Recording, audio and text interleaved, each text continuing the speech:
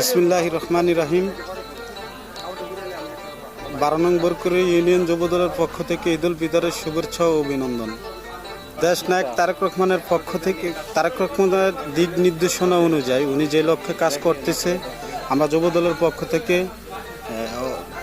ওনার ক্ষমতা দীর্ঘদায়ী করার জন্য যতটুকু ওনার দিক নির্দেশনা অনুযায়ী আমরা কাজ করে যাব এবং এই দেশকে মাদক মুক্ত করে সন্ত্রাস মুক্ত করার জন্য ওনার যে দিক নির্দেশনা ওই অনুযায়ী আমরা কাজ করে যাব।